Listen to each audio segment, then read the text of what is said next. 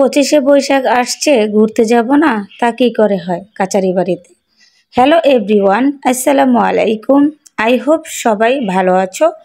আমি তেমন ভালো নাই, কারণ তোমরা হয়তো আমার ভয়েস কভারই বুঝতে পারছো আমার অবস্থা খুবই খারাপ। তারপরেও এই শরীর নিয়ে আমার মেয়েকে খুশি করানোর জন্য আমার জামাইজান আর আমি চলে গেলাম কাচারি বাড়িতে। তাই ছোট আকারে তোমাদের সাথে একটু ক্লিপ নিয়ে ভাবলাম যে আমার ভাই বোনদের সাথে শেয়ার না করলে কি হয়। তো এক এক করে এই তো আমরা চলে গেলাম ভিতরে। তো আমি যেতটুকু পারছি অতটুকুই তোমাদের সাথে শেয়ার করতেছি। তো দেখো আশেপাশটা কত সুন্দরভাবে সাজানো হয়েছে। তো আমি মনে হয় বিগত 1 বছর পর ঢুকছি আবার সেই।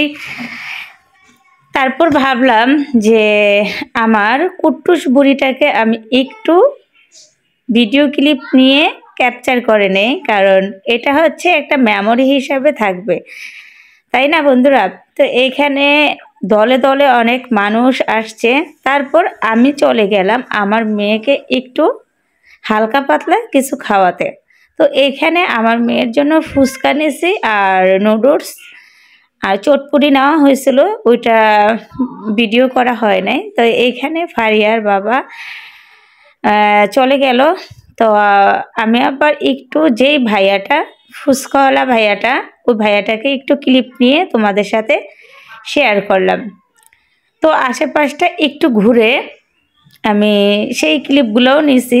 জানি না তোমাদের কাছে ভালো লাগবে কিনা, কিন্তু বন্ধুরা আমার জন্য সবাই দোয়া করবা, কারণ আমার গলা একেবারে বসে গেছে। তোমরা হয়তো বা বুঝে গেছো যে আমি অসুস্থ শরীর নিয়েও কিন্তু ভয়েস কভারটা দিতে আমার অনেক খারাপ লাগতেছে, তারপরেও কিছু করার নাই।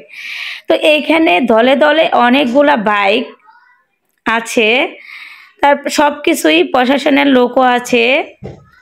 তো আমি একটু করে সব ভাই বোনদেরকে একটু ভিডিও ক্লিপ করে নিচ্ছি।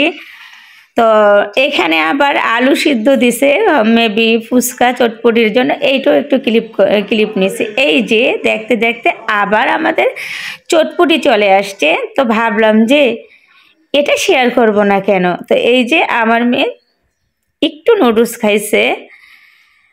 তো এই যে সব কিছুই এইখানে আমি খাবো চানাচুর মাখা, কারণ আমার এই আঙ্কেলটার থেকে চানাচুর মাখাটা খেতে খুবই ভালো লাগে। সপ্তবর্ণ স্কুলের এখানে আসে,